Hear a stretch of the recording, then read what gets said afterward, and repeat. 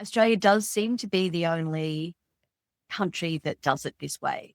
So sure, I think it could work in other places, but I think it's great that it's working here. It's a brilliant idea. So no, I don't really want other countries to copy it.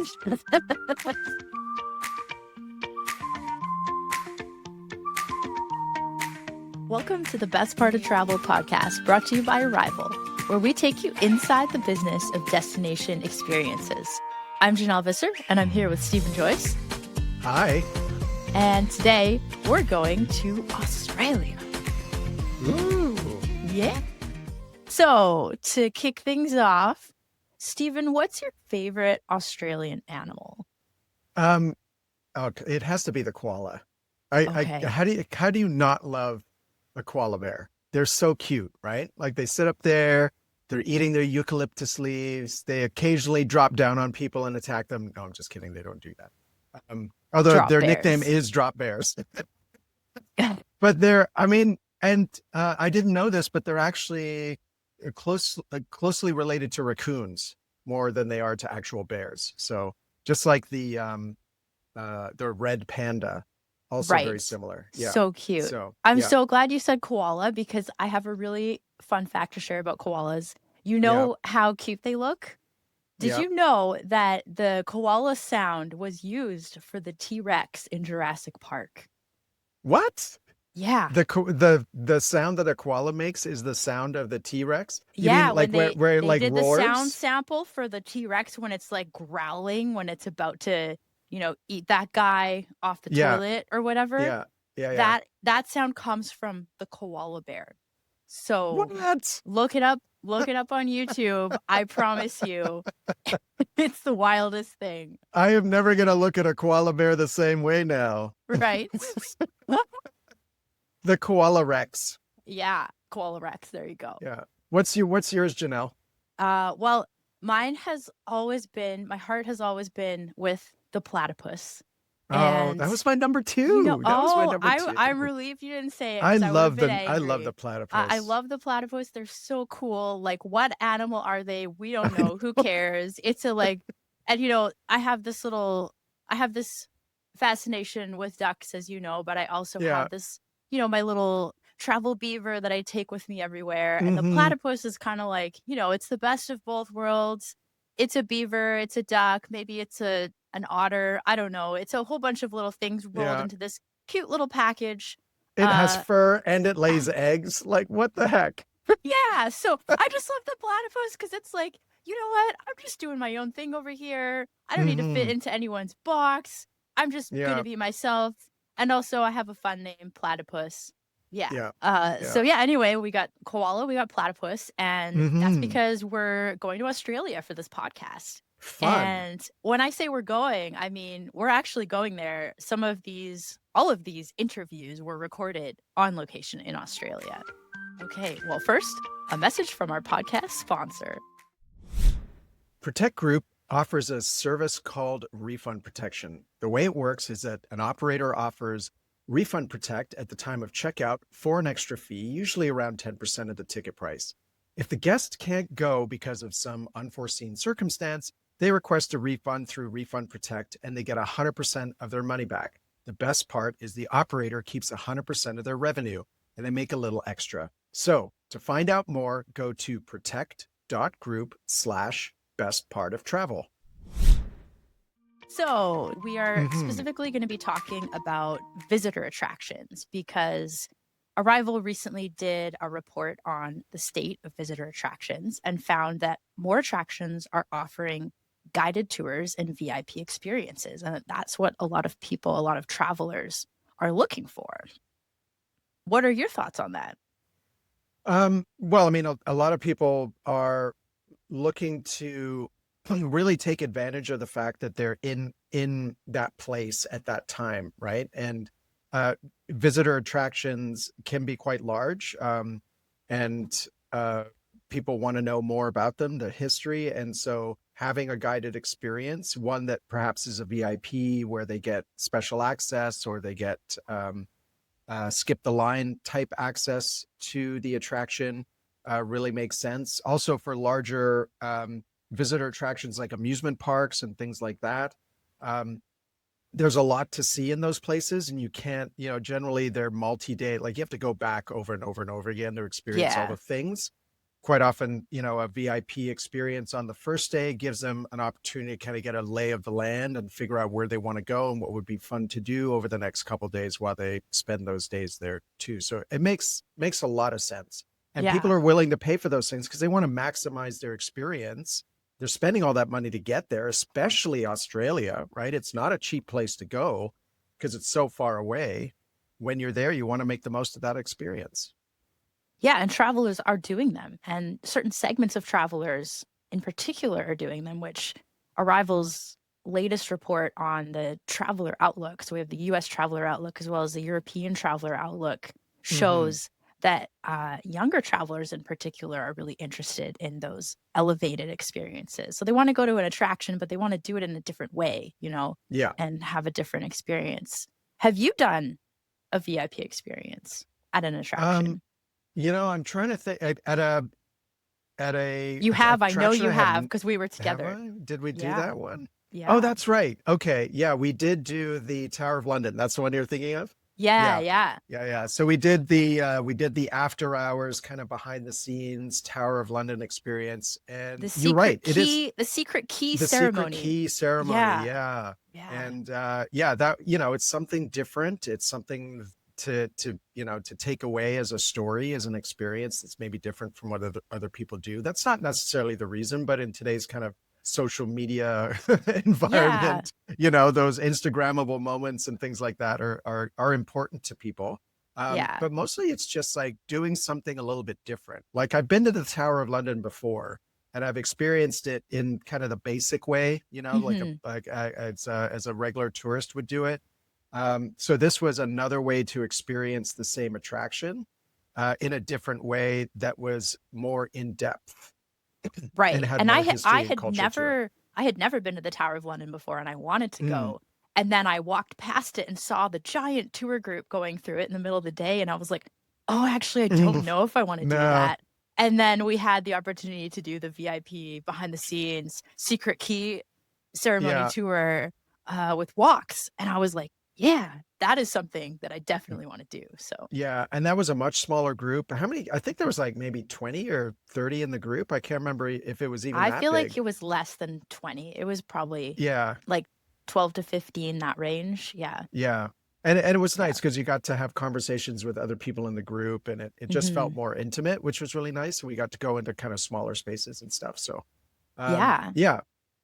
Yeah. So getting back to Australia, Mhm. there's a collective of attractions in Australia that's doing something really interesting. They're coming together, all these different attractions, to help each other pursue this goal of developing and promoting more curated experiences for their attractions. So many of these attractions are attractions that are already quite popular in their own right, but they're seeing, there's this increased interest in having elevated VIP experiences, and they're trying to, work together within this collective to promote those and to, work those into their offerings.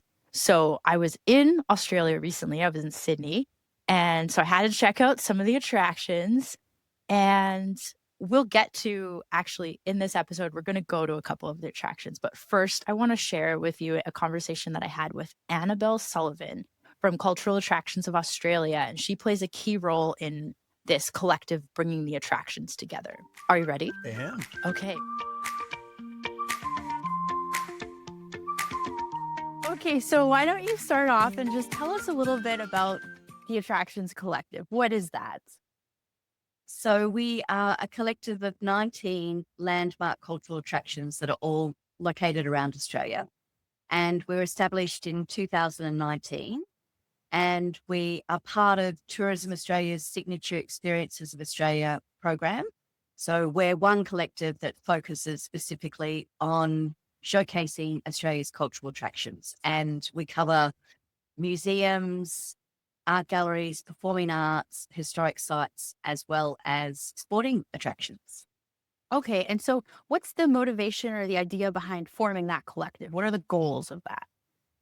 So Tourism Australia did some research a while ago, and they identified people's passion points and why people actually will get on a plane and travel to different parts of the world. And they identified that cultural tourism and cultural experiences was one of the reasons why people would actually come and to Australia. Yeah. Okay. And so we want to get them here. You want to get them here. Tourism Australia wants to get them here. So let's get together and figure out how to make that work, right? Yeah, absolutely. And I guess we always say when people travel to uh, America, they'll go to the Met in New York, or if they Yeah. travel to Paris, they're going to go to the Louvre. So we're really just wanting people to include those similar experiences when they come to Australia, because we have such a great range of cultural attractions that help tell the Australian story. And that's why people come to Australia. They want to actually understand our culture and our story and meet the people. And the attractions are a really good way to actually do that. Right. And so the cultural attractions that are in your collective, they're not necessarily competing with each other for visitors. They're actually collaborating in order to bring people here in general. Is that right? Yeah, that's exactly right. And I think what's amazing about the collective is that they all, exactly as you say, they love collaborating together. They love being able to, showcase, for example, at the NGV, what they have to offer, which is the National Gallery Victoria, which is based in Melbourne. But they're also so supportive of the Queensland Art Gallery, Gallery of Modern Art here in Brisbane, because they're always telling a slightly different perspective. And they've got different exhibitions and they've got different art to show. So, yeah, it's a very collaborative collective that we have. And I think also the fact that we've got a variety of members. So I've just mentioned two of the art galleries that we've got, but we've also got the Melbourne Cricket Ground, we've got the Adelaide Oval, we've got Port Arthur Historic Site, we've got Fremantle Prison. So you can start to see that they offer there's a range of attractions that are within the collective. Right. And so what's within the collective, when we chatted earlier or emailed earlier, you mentioned there's an experience element to it. So can you speak a little bit to that? What is the experience element to the attractions? Sure. So the basis behind the collective or the premise behind the collective is that they all have these bespoke behind the scenes experiences. Right. Though I mentioned before that it's a chance for the attractions to tell their Australian story. And so these experiences give visitors a chance to actually delve a little bit deeper into whatever the attraction has on offer. So they're generally led by an expert, whether it's a curator or a shipkeeper or, they're basically an expert who can really tell the story of the collections that are on show or the story behind the attractions. Right. And so it's kind of taking it a little bit beyond just going to visit an attraction where you get to actually experience it in some immersive way. Yeah, that's exactly right. I mean, I know that Arrival has done lots of research as well, and we know that travelers are really looking for that more immersive, more meaningful experience, that they're wanting to be able to walk away knowing a lot more about an attraction or a destination. So Yeah. the experiences that we have available at Cultural Attractions of Australia really offer that opportunity for people. Okay, so welcome to Australia. Yeah. So Tourism Australia did some research and identified people's passion points and why they get on a plane for 14 hours in some case or more, Yeah. right? I mean, it's 14 hours just from Vancouver or from San Francisco. I mean, it's longer than that to get there from other parts of the world. But, and those things are cultural tourism, cultural experiences. Those are things that bring to Australia. What did you see? What are the attractions talking about? Yeah, well, that's kind of what this conversation with Annabel was just, what is it that brings people to Australia?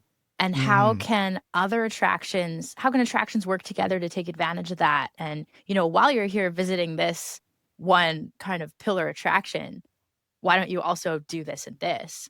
And trying to, take advantage of that. What gets people to get on that super long flight? So Yeah. And what are those things? Like there's the Louvre in Paris. What is like the iconic thing in Australia that's kind of the anchor attraction? well, I feel like it has to be the Sydney Opera House, right? That's definitely one of the big ones. Aside from animals, everyone, and to be fair, everyone has different reasons for visiting places. But when we're talking specifically about cultural attractions, I think the Sydney Opera House is one of those super iconic landmarks that if you went to Sydney and didn't take a picture of the Sydney Opera House, like what are you even doing? So so yeah, that's definitely one of them for sure. But then the challenges beyond that, within Australia, there's a lot of awareness of, what are the attractions in different cities that you want to see. You want to see a certain art museum or whatever. But once it goes beyond Australia, do people really know? And so part of this project is let's make sure they know. Let's make sure they have more reasons to come here. Mm-hmm. And it's interesting to see in Australia how cooperative they're being with, like, these are competitors, right? Like all of these Yeah. places are competing for the same travelers that are coming. And to see them kind of work together is really quite refreshing because that's not a particular, especially in North America, it's not a particularly common thing. Yeah. So what brought that on? What made them want to do this in the first place? Yeah, that's definitely, and Annabel has some great things to say about that. But that's definitely one of the things that we talked about. And we're gonna go back to Annabel again. I've got a couple of clips from her that I want to share. But first, I wanted to give you also a flavor of what some of these elevated experiences are like. So for the next clip, we're gonna go on location to the middle of Sydney Harbor on a 16th century sailing ship called the Doofkin, which is a Dutch name. And we're talking to Mirjam, whose official title is Shipkeeper. She's been with the ship for 15 years, and since even before the ship was posted in Sydney at the Australian National Maritime Museum. So she has a lot of knowledge about the ship, and a lot of experience working with it and working with the various tourists and guests that come onto the ship. I will warn you that it is a bit loud because we're on a ship. So we're just going to do a short clip to give you a taste of it, and then we'll talk a little bit more about what we talked about.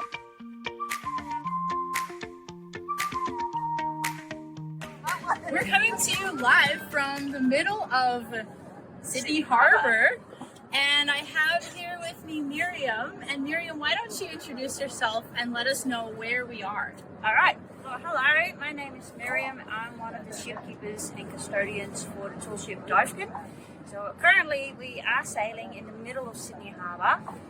Sydney Harbour Bridge in the background, the Opera House, and we managed to find a dry spot. Yeah. Because it's been raining this morning, and we're going for a sail and introducing this wonderful lady and her team to what we do with the ship. It's one of the few tall ships in the world that do day sails, and one of the few tall ships here in Sydney Harbour that is 16th century, and we're the only one, and we're currently doing what we do best, and that's sailing. And how long have you been offering these experiences to guests? So here in Sydney, we've been offering it now for about 3.5 years, because 4 years ago the ship actually became in possession of the Australian National Maritime Museum. Before that, we were a non-profit organisation and operating in Fremantle, where the ship was built. But sadly, money ran out, and we were very blessed that the Australian National Maritime Museum was willing to take us on. So the ship, the bosun and myself came over from WA to Sydney, and we have restarted our day sail program here. Okay, and so obviously we're doing one of your visitor experiences right now. Can you tell us a little bit about what types of visitor experiences you offer on the ship? So on the ship, when we're not sailing, visitors can come and just learn about history. And twice a week we go out and offer sails. We also have a school program on board because we're part of the Australian curriculum. So the history of the first Europeans coming to Australia get taught on board as well. So we're quite versatile with what people want to say. Yeah. And what types of visitors do you get on these experiences? Well, depending on what program they choose. We get a lot of tourists just visiting the museum. They might come over with a cruise boat or just visiting Sydney, and they're from all over the world.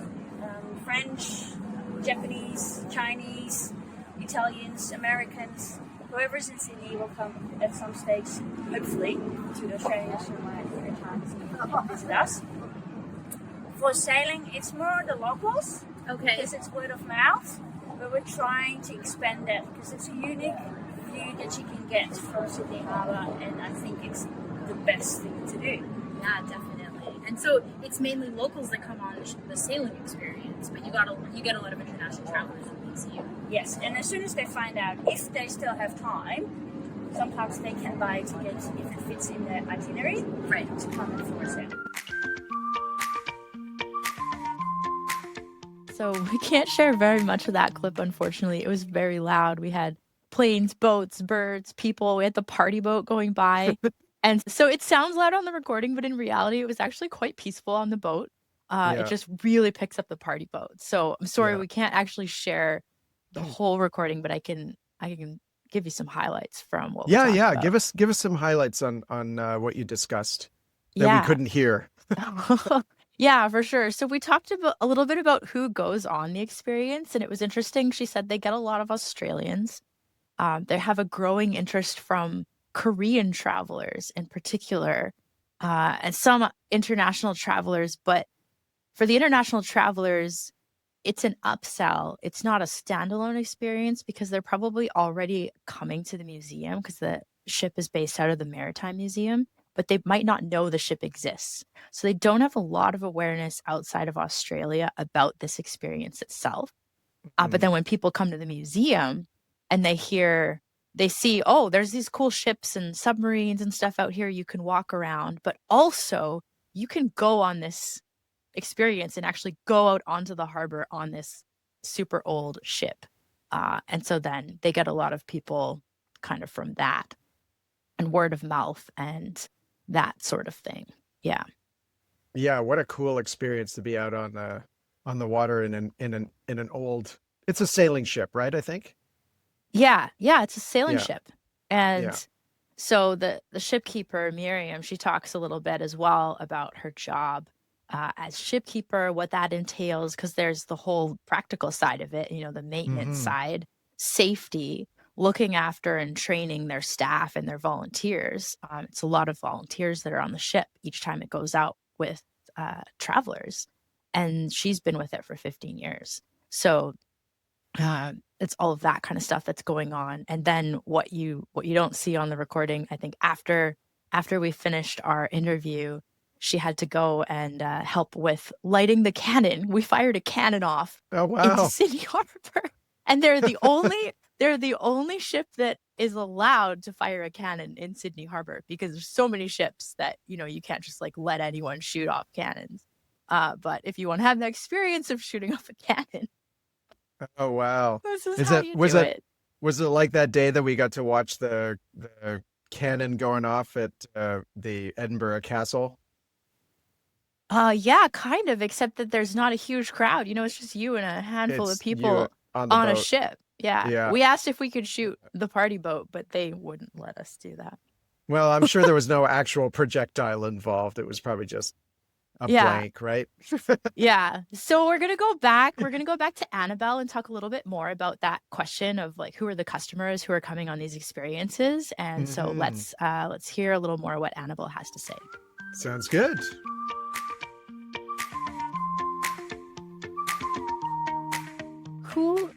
Who does the experiences and who are the customers for this, and are the customers for the experiences different than the general attraction visitor? Are you noticing a subsection of visitors that are drawn to the experiences? Yeah, that's a good question. The premise of cultural attractions was that we primarily wanted to attract international travelers, Right. to be able to give those international travelers a real deep dive into Australia from a number of different perspectives. Having said that, we also do get a lot of domestic travelers that are interested in, if they've been to Canberra a few times, they want to go back and actually experience in a slightly different way. Right. So I think it just goes back to people who are really wanting to get more out of visiting an attraction. So it's not just walking on the steps of the Sydney Opera House, it's Right. actually the chance to go behind the scenes and really understand the story behind the Sydney Opera House. So it's people that have a genuine interest and who really want to be able to, when they go home, they want to be able to share these stories with friends, and they want these experiences to be something that stays with them and that Yeah. becomes basically a memory of their incredible travels to Australia. Yeah, and you mentioned arrival research, and like we are seeing, first of all, people want experiences as part of attractions. They want a guided tour. They want to go deeper, but also there's this rise of passion-based travelers where they are looking for, what is important to them. It's not just I want to tick off this attraction, but I want to do something that's relevant to my area of interest. So that definitely seems to line up with that. Um, how how does the collective or the attractions within the collective, do they work together in some way to give each other ideas? Like, how does that organization work? Yeah, like there's so much collaboration that goes on sort of behind the scenes. My role is definitely bringing the collective together. So, for example, we have an annual workshop where we all get together. We have online forums where we all connect as well. Many of the attractions are also together at trade events like ATE, for example, or ATEC. So there's so many opportunities where they actually do connect and collaborate. I guess an example is the Sydney Opera House have collaborated with the Art Gallery of New South Wales. So if there's a show on at the Sydney Opera House, they might connect with the Art Gallery of New South Wales and do a combined experience or a combined opportunity for people to go to both. And I also know that there's lots of conversations that take place. So all of them are like-minded. All of them have probably similar challenges, similar opportunities. Yeah. And it is I guess it's a safe space for them to be able to pick up the phone and talk to each other and ask those questions and work out how they can actually come up with solutions.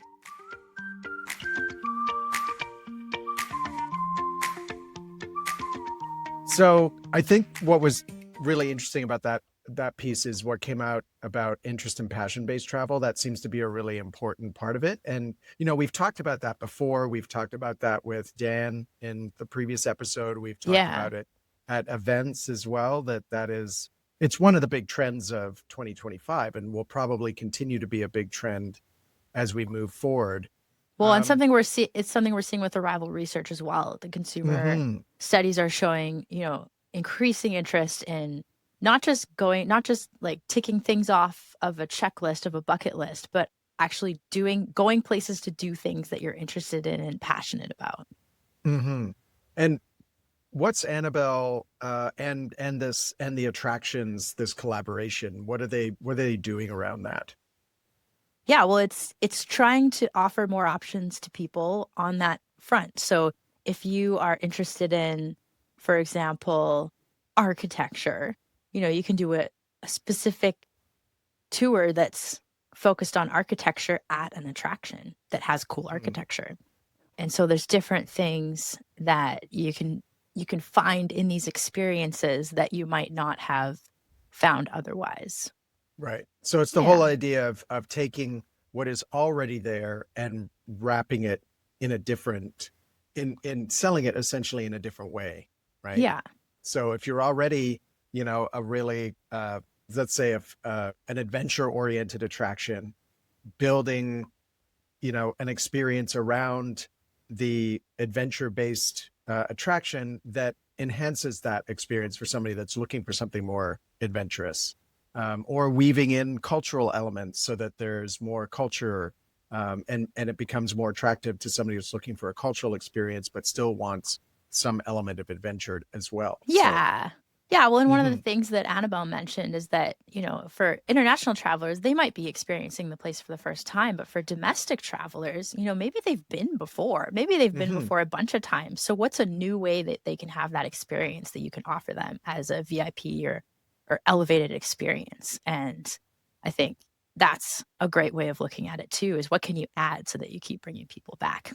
Right. Yeah. And that goes back to our experience with the Tower of London, right? Like I'd been there and done the basic tour, and I was like, I don't really want to go back. But then when you had the opportunity to do this secret key tour, it's like, this is a different way to see that same attraction in a new and interesting way. So, absolutely. What a great way to bring people back to, and have repeat customers. Yeah, definitely. So, yeah. So, where do you think we're going next? Because we're doing one more site visit on this podcast tour. I'll give you a hint. We already talked about it a few times. Annabel mentioned it a couple times in that last segment. Where do you think we're going? The Opera House. Yes, we're going to Opera House. Of course, we're going to Sydney Opera House. How could we not? I mean, it is like the landmark, right? Yeah. So I actually got to do a VIP experience at the Opera House, a behind the scenes tour, cool. and got to, experience a little bit of it for myself. And then after that, I met up with Catherine, or she goes by Kat Hughes, who's the business development manager of visitor experiences at Sorry. I mean, she's cool. She must get that all the time. She probably gets that all the time. I doubt it. But really? Anyway, no, you'd have to ask her. That didn't really come up in our conversation. I don't have that same impulse. Yeah. So yes, we're going on location to the Sydney Opera House. We're going to a secret room where I met with Kat, and we're going to talk a little bit about their perspective on visitor experiences.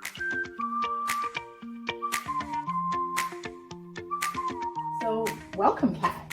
Thank you, Janelle. Lovely to be here and glad to be hosting you here in our broadcasting studios here at the Sydney Opera House. So let's talk about the Sydney Opera House. What does the visitor experience at the Sydney Opera House entail? What does that look like? Yeah, our visitor experiences at the Sydney Opera House are multifaceted. So we have everything from performing arts to our front of house services to guided tours and experiences, including backstage tours or something a little bit more luxury and bespoke. But then we also have heaps of food and beverage outlets on the site as well. And so let's talk a little bit more about the guided tours and experiences. Yes. Yeah. Is it a standard tour, or do you have special VIP experiences? What types of things do you offer? Yeah, we have essentially tours and experiences for every type of traveller, whether they are a family travelling together and they're wanting to do maybe one of our 1 hour guided experiences, which occur every single day. And we also offer it in multiple languages as well. So 7 different languages we actually have that tour in. Or we do have things that are a little bit more bespoke or showing you a different side of the Opera House that not everyone does get to see. So that is our backstage tour that we run every morning. We also have an architectural tour that really deep dives into that nuance of the building, the architecture, the history of it, and we run those on Saturdays. And then we have other kind of really of those VIP experiences that you were mentioning. So we offer types of experience packages that complement our tour with those dining products, so that it's that perfect iconic Opera House night out in Sydney in general, and a really nice way to showcase such a significant cultural icon and, you know, tick off that classic Australian experience. Okay, and so let's talk about the impact of that. What's the impact on your visitor when they do these types of experiences? Do you have any examples or any kind of memorable moments that stand out? Oh, there are so many memorable moments. We have people who come back to the Opera House after doing a tour experience and using that in a way to actually create their stories with their loved ones. We have proposals happen, especially those VIP experience packages, because they're that little bit more exclusive. We do also offer a few more off-the-shelf type products that are available through Cultural Attractions of Australia and promoted through their channels. And that is something like our Taste of Opera products. So our Taste of Opera is an exclusive private opera recital that we actually host in one of our spaces around the Opera House. Yeah. We develop this product essentially every time we get a new inquiry about it to make sure that it is meeting those customer needs, whether that is a beautiful glass of champagne or what that looks like. We also accompany that with a guided tour as well. So it's actually a real all across the Opera House experience. What do you see happening for the future of the Sydney Opera House and the future of your relationship with other cultural attractions in Sydney? Yeah, so look, the future of Sydney Opera House is that we just want to really continue being everybody's house and make sure that all of the programming, the experiences, our tours, they're something that is available for everyone to be able to come in, enjoy, and have an incredible, memorable time that they can go home, share with their family and friends, create their own stories that they literally look back on in 10 years, 15 years time. And then in regard to working with cultural institutions, we've got such a collective here in Sydney and with such close walking distances from us as well as nationally and through Cultural Attractions of Australia. So I think for us, there's just such a opportunity for us to continue collaborating with them and connecting in with them to be able to have that combined shared power internationally when it comes to us talking around that Australia is a cultural hub. Okay, great. Well, thank you so much for being on the show, Kat. And let's go see the show. Yeah, yes. What's on tonight? What's on tonight?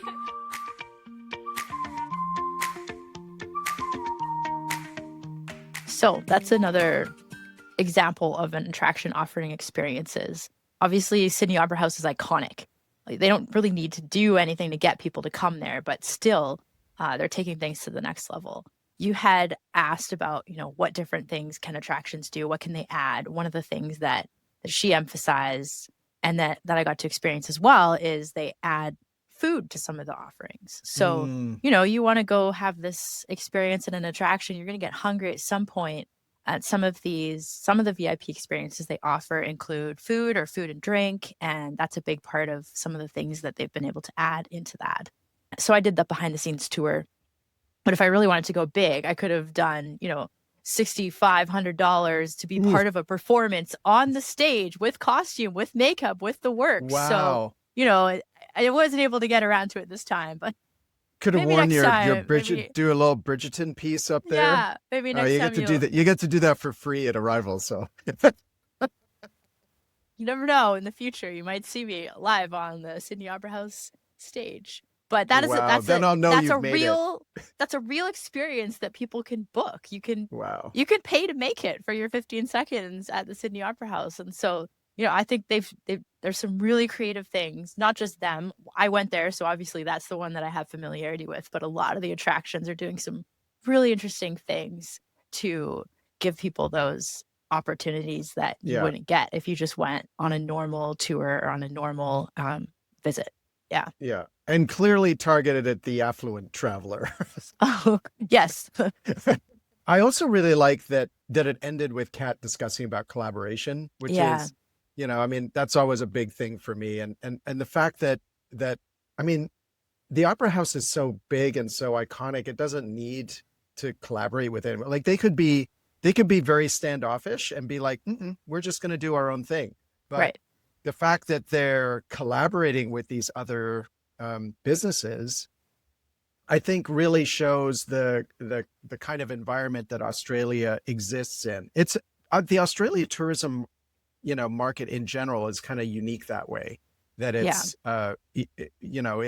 because it's an island and it's separate for the rest of the world and it's not easy to get to, they really rely on maximizing the spend when a tourist comes to Australia and absolutely. ensuring that they spend as much time and as much of their money in Australia as they can to help local business, right? So they really Yeah. want to promote that, which is Yeah. amazing. I love that.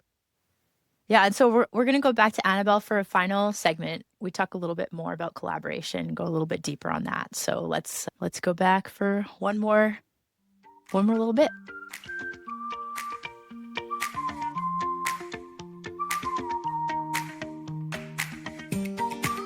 Do you see this type of model that you have working well in other destinations or countries? I think we're fairly unique in Australia that we have this model. Right. And I mentioned that we're part of Tourism Australia's Signature Experiences program. Yeah. And so there's a collective that focuses on golf. There's a collective that focuses on wildlife journeys. There's another one which is Discover Aboriginal Experiences. There's luxury lodges. There's great walks. There's ultimate winery experiences. Everyone likes that one. Yeah, that sounds fun. Ultimate winery. Yeah. So it is interesting when we travel around the world because, again, our focus is to invite international trade and travelers to Australia and to grow the awareness of these collectives. Australia does seem to be the only country that does it this way. So, sure, I think it could work in other places, but I think it's great that it's working here. Yeah. And so many travel advisors and the travel industry, they say that this is like their first resource that they go to if they have got a traveler that's interested in Australia. They go to the Signature Experiences of Australia program because they know that the product that is being highlighted is the product that's likely to be what people want to experience when they come to Australia. Yeah. So it's a it's a brilliant idea. So no, I don't really want other countries to copy it. Okay, well, we won't publish this as a secret. No, I'm just kidding. I think it's great though. I think it's a great example of the collaboration that can be done between attractions, between, tourism businesses, as well as an example of bringing in experiential elements to attractions because, typical attraction visit is like you go and you see and you take pictures and some of them are a little more hands-on, like there might be an aquarium where you can touch a sea anemone, but like I think the more bringing in these curated experiences that are designed for the new traveler, the future traveler, or the traveler who's really interested in certain passions is definitely a really good direction to be going in. So Absolutely. kudos to you guys for putting it together. And I guess on that note, what's your outlook for the future? What's your outlook for 2025 and beyond? Yeah. So we have a range of experiences and they range in price from about 80 Australian dollars right up to totally over the top $50,000 per person. But most of our experiences are more around several $1,000s per person. And I think what we're recognizing probably from recent research and recent trends is that people really do want those bespoke experiences. And our goal is to make them more accessible. Right. So I think that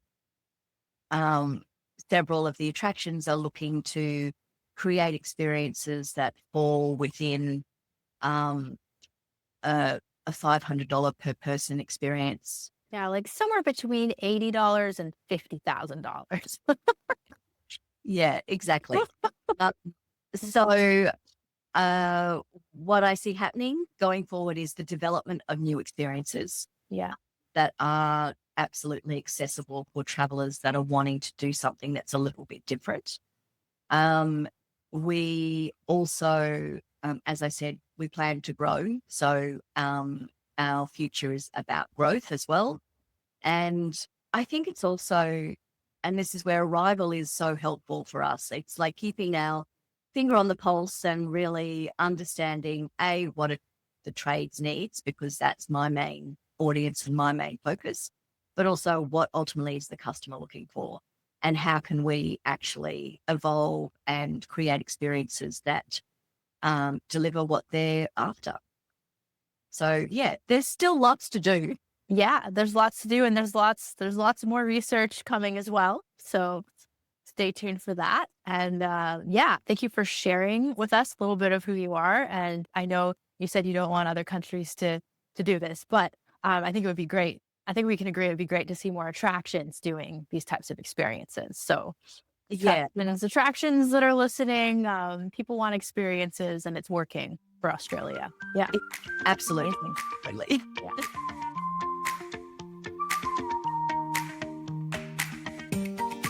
All right, so that was it. It was super fun to be in Australia and get to meet up with these folks and see all of the cool things that are happening in the attractions, the cultural attractions in Australia. And we've mentioned this a few times already, but I really love the collaboration piece and how they're working together to bring the experiential elements into attractions in Australia.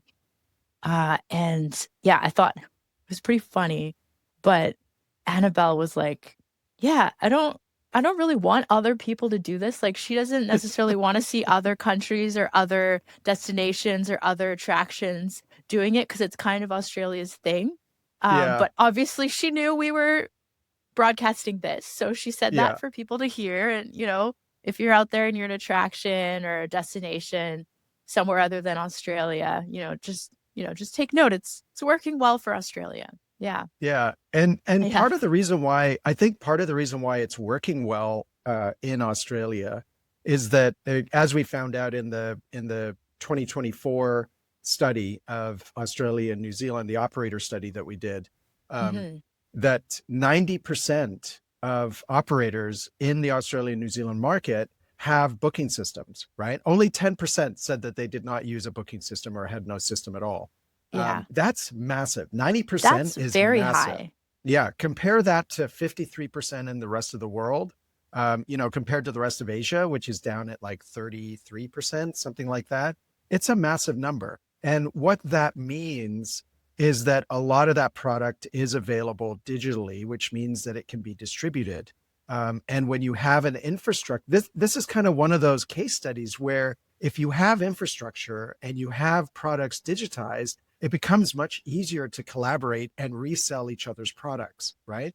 This means that, and what was also interesting is that 48% of those operators that have booking systems are on the Resdi platform, which just shows like the penetration that Resdi has been able to get in the Australian market.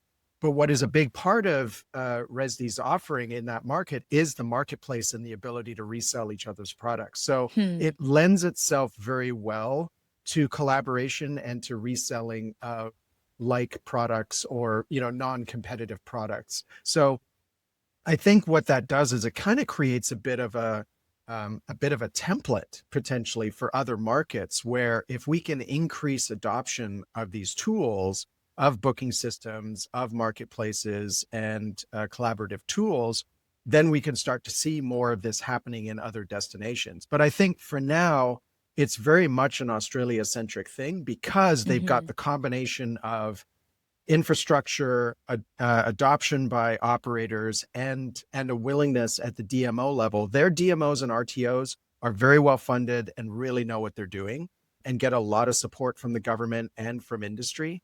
And that combination really results in a really collaborative kind of environment for tourism, which I think leads to their success.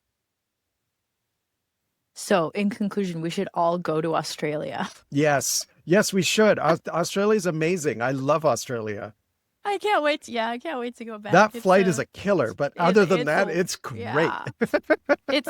It's great. It's great. Just don't, get eaten by a shark or attacked by a giant spider or whatever. But they have koala bears, so it's all good. Exactly. And platypuses. And platypuses make up for it. Platypi?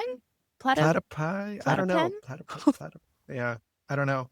We'll have to double check that one.